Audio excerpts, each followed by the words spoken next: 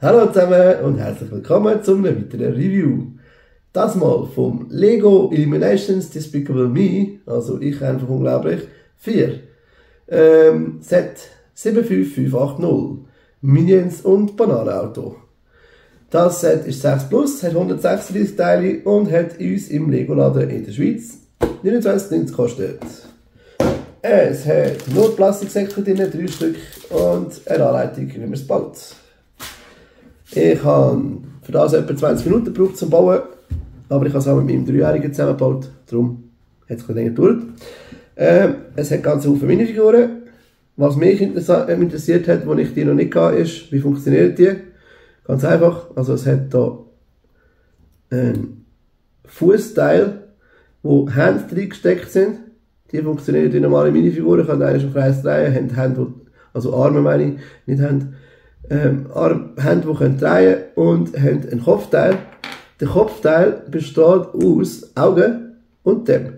Das Schwarze kann nicht abgenommen werden, nicht rekonfiguriert werden sozusagen. So ist das. Genau, man kann natürlich die untereinander austauschen, dann hat dann plötzlich der eine andere Augen. So viel dazu. Das hier ist übrigens der Mel. Der malt hier gerade auf seiner Leinwand eine Banane. Auf der Packung steht auch, dass man mit dem komischen Gegenstand, der andere komische Gegenstand, wo ich nicht weiss, was es darstellen soll, so kann jemand anspicken. Habe ich noch nicht gefunden, wie das funktioniert, dass man das aber hebt. Geht immer wieder runter. Aber abgesehen von dem, das ist jetzt einfach da und das da. Das da kann ich euch vorstellen, das ist der Dave und der ist wirklich stark. Und zwar deswegen, weil, ebenfalls vom Bild weiss ich, dass der so stark ist, dass der sogar den Motor auch noch abtragen. Genau, ihr wisst ja, im Film dreht er auch immer viele Sachen umeinander. Der kommt natürlich jetzt auch wieder aufs Auto, wo er hingehört. Dann haben wir den Tim. Der hat entweder Haar und das in der Hand oder hat das auf seinem Kopf. Ich sage immer, der nimmt die Haar in die Hand. Kann er hier fliegen, hat hier eine Fernbedienung und er kann Gas geben. Genau. Und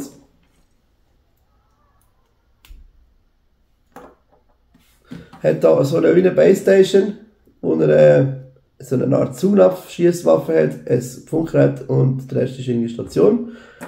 Dann haben wir natürlich das coole Bananenauto, auf dem sitzt der Ron. Der hat hier eine Banane und irgendeine andere Waffe, ich weiß nicht so genau, was der macht.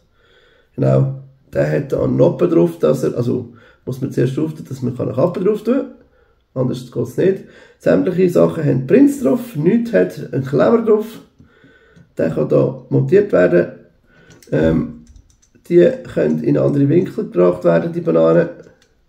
Sieht noch lustig aus. Die Fahrt. Genau.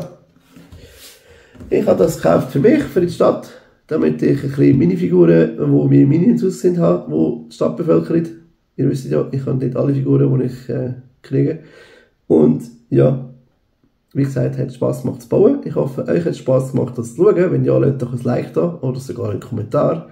Und was uns absolut helfen würde, ist, wenn ihr das Video irgendjemandem schickt, der das Set interessant findet, sich informieren über, wie die Minions funktionieren, wie die zusammengesteckt sind. Der Team übrigens hat hier einen langen Kopf und unten dran einen kleinen Teil. Genau. Der ist aus 2 Teilen innen hohl. Ebenfalls, genau. Die Augen kann man eben, wie gesagt, wechseln. Verschiedene Augen, verschiedene Leute. Ja. Vielleicht interessiert das ja jemand, wie das funktioniert, und dann kann ihr das dann vielleicht doch noch kaufen. Würde uns helfen, wenn ihr das weiterverbreitet. Und sonst sehen wir uns hoffentlich in einem anderen Video wieder nächstes Mal. Ciao zusammen!